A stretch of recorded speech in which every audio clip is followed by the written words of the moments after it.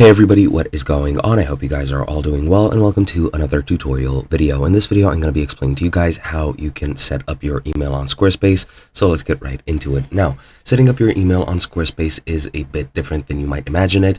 Usually you can, if you have your own domain, you can set up an email through that domain, and then you'll be able to use it as an email or set up emails on that domain. However, on Squarespace, that isn't really the case. If you have a third-party hosted domain, you can set up emails through that, but on Squarespace, there is a couple of differences. For example, if I go over here, as you can see, the site is hosted by Squarespace. The domain can be hosted by Squarespace, but it doesn't have to, but emails are always hosted by third-party things.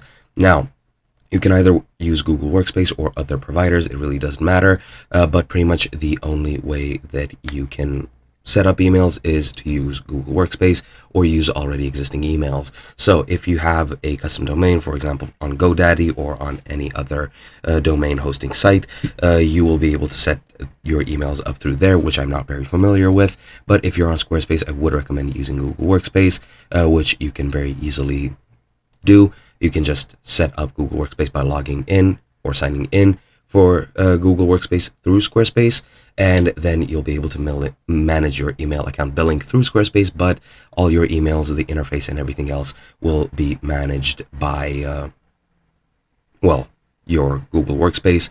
You'll need to use their interface, their emails, calendars and documents and everything, and that is basically it. Sorry that I couldn't show you guys anything more specific, but as far as I know, setting up emails through Squarespace isn't really an option, except through these methods. Hope you guys enjoyed, and I'll be seeing you guys in another video.